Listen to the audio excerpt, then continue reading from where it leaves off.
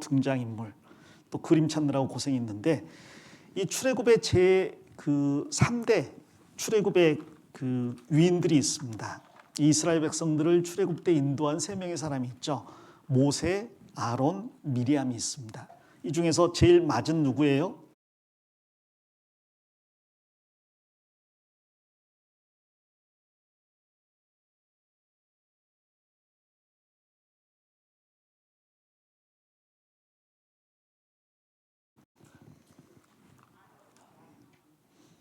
제일 맞은 미리암이에요. 그 다음에 둘째가 아론이고요. 셋째가 모세입니다. 아론은 모세보다 3살 많고요. 미리암은 정확히 나이가 안 나왔습니다만은, 미리암이 모세가 그 젖될 때가 되어가지고, 아니 그 젖될 때가 아니라 그 목소리가 커져가지고 갈상자에 담았을 때 이 미리암이 자기 동생을 보호하겠다고 그 하숫가에 있었잖아요. 그리고 공주를 만나서 협상을 하지 않습니까? 그 협상하는 내용이 기가 막히잖아요. 그런 걸 보면 아마 10살 정도 되지 않았을까, 혹은 그 이상 되지 않았을까 싶어요.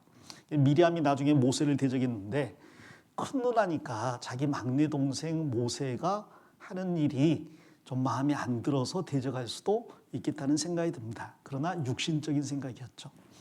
출애굽의 세 주역이 모세는 이제 행정적인 지도자였고요. 아론은 제사장이 되잖아요. 대제사장이 종교적인 지도자가 됩니다. 그리고 미리암은 여성들의 리더가 되죠. 그래서 홍해바다를 통과한 다음에 미리암이 여자들을 전부 인도해서 하나님께 찬송을 드립니다. 성경의 최초의 찬송이 홍해를 통과한 다음에 부르는 찬송, 구원을 받고 난 다음에 부르는 찬송이에요. 출애굽기 15장이죠. 두 번째 중요한 등장인물은 애굽왕 바로입니다. 이 바로는 이 세상 임금인 마귀의 모형이죠. 그래서 하나님을 섬겨야 될 하나님의 백성 이스라엘 백성이 마귀를 섬기고 있다라는 것을 이렇게 표현을 한 겁니다. 이 하나님의 백성이 하나님의 정한 땅에서 하나님께 정결한 제단을 쌓고 제사를 드려야 되는데, 하나님이 정한 땅이 아니라 바로 이방 땅에 가서 나그네가 되어서 거기에서 세상 임금 바로의 종살이를 하고 있다.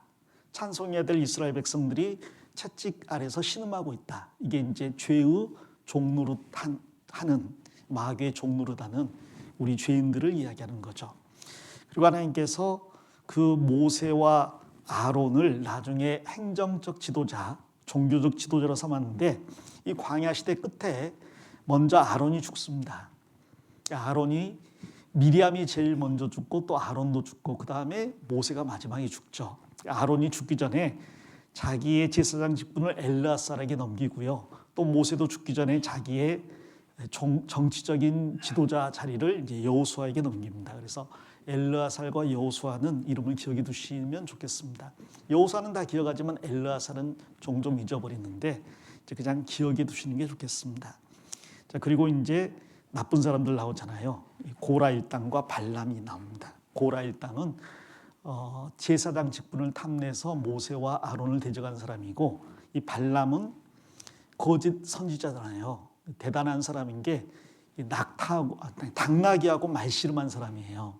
당나귀하고 논쟁을 합니다. 당나귀가 아니 왜 때리냐고. 그럼 정신 차려야 될 거 아니에요. 당나귀가 말을 안 해.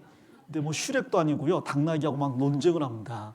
당나귀하고 야, 나에게 칼이 있었으면 내가 널 죽였을 것이다.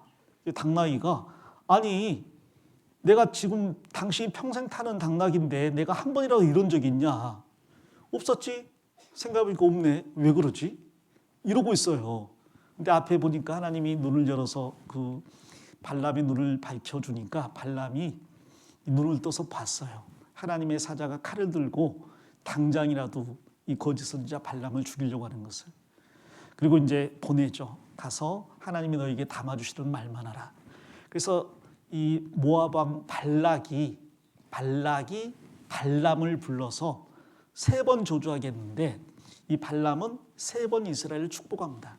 근데 그 거짓 선지자의 입술에서 놀랍게도 이스라엘 민족의 미래가 펼쳐질 뿐 아니라 구원자까지 나와요. 그 모든 것을 대언한 이 발람이 나는 의인 중에 하나로 죽기를 원한다. 내가 이스라엘 백성 중에 한 명이었다면 좋겠다. 내가 의인으로서 살다 죽기를 원한다. 라고 예언을 마치는데 말은 그렇게 놓고 나중에 발람이 이스라엘 백성들을 다른 방법으로 올무에 집어넣죠. 이 발락이 돈을 더 준 거예요. 조주는 안 되니까 다른 방법이 없냐. 그러니까 이스라엘 백성이 광야 40년 동안 만나와 메추라기만 먹었잖아요. 별미가 먹고 싶잖아요. 그래서 별미를 줍니다. 이 미디안 여인들이 별미를 가지고 가서 제공하니까 오랜만에 별미를 먹으니까 맛있잖아요. 이 맛있는 음식 먹으러 텐트로 오라고 초청합니다. 초청하고 또 별미를 제공한 다음에 이 별미가 사실은 우상의 제물이라고, 우리 우상한테 가보자고, 그리고 나중에는 우상에게 절하게 하고 또 절하고 난 다음에 미디안 여인들과 행음을 하죠. 그래서 이스라엘이 그 광야 40년 끝 무렵에 거의 전멸당할 뻔했어요. 그러니까 이스라엘을 없앨 수 있을 만큼 큰 악영향을 끼친 사람이 발람이죠. 자, 이제 넘어가서 세 번째, 빨리 가야겠네. 세 번째, 출애굽과 광야 시대입니다.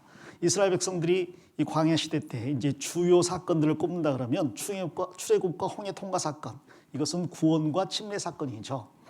그다음에 광야에서 출애굽기에 보면 율법이 수여가 됐죠. 십계명을 비롯한 그게 20장, 21장, 22장, 23장입니다. 자, 그리고 나서 성막 이야기가 나와요. 이 성막은 율법을 어긴 이스라엘 백성들이 그 율법을 어긴 죄를 씻음받기 위해서 하나님이 세우신 것이고, 거룩한 하나님이 이스라엘 백성과 함께하기 위해서 세운 거룩한 장막입니다.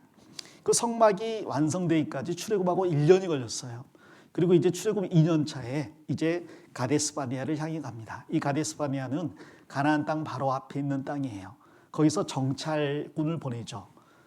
정탐꾼 12명을 보냈는데 각 지파에서 한 명씩 뽑아서 12명을 보냈더니 10명의 정탐꾼이 이 가나안 땅이 좋은 땅이기는 하나 그들이 거인이고 우리는 메뚜기 같더라. 우리가 들어가면 거기서 다 전멸당한다. 그래서 애굽으로 돌아가야 된다. 오직 2명, 누구입니까? 여호수아와 갈렙. 이 두 사람만 그들은 우리 밥이라 그랬어요. 이 광야 40년과 신명기 언약을 맺습니다. 이 광야 40년 동안 낮에는 구름 기둥이, 밤에는 불 기둥이 그들을 인도했고 매일같이 하늘에서 만나가 내렸습니다. 그래서 그들이 굶주리지 않았죠. 그리고 메추리도 하나님이 때마다 주셔서 그들이 부족함이 없었습니다. 나중에 광야 40년을 걸었는데 신발이 닳아지지 않았어요. 하나님께서 이스라엘 백성들에게 신발 벗으라고 하는 때가 있습니다. 신발 벗으라. 하나님 앞에 설 때는 신발을 벗으라고 해요. 근데 나머지 대부분은 신발을 신으라고 합니다. 출애굽할 때 이 6월절 어린 양을 잡아먹으면서 신발을 신은 채 먹었어요. 다음 날 바로 가나안까지 출발해야 되니까. 우리는 구원받고 나서 신발을 신어야 됩니다. 해야 될 일이 있거든요. 평안의 복음에 신고 복음을 전파하는 일을 해야 되기 때문에 우리는 신발을 신어야 됩니다. 언제 신발을 벗느냐? 전에 말씀드린 것처럼 천국 가면 일 안 하니까 거기서는 찬양하고 교제하고 사랑할 거니까 거기서는 신발을 벗어도 될 거예요. 우리가 집에 들어가면 신발을 벗는 것처럼. 자, 그리고 신명기 언약을 주십니다. 신명기 28, 29, 30장 언약이죠. 순종하면 복, 불순종하면 저주. 마지막 시대 때 회복을 약속합니다. 이게 출애굽과 광야 시대입니다.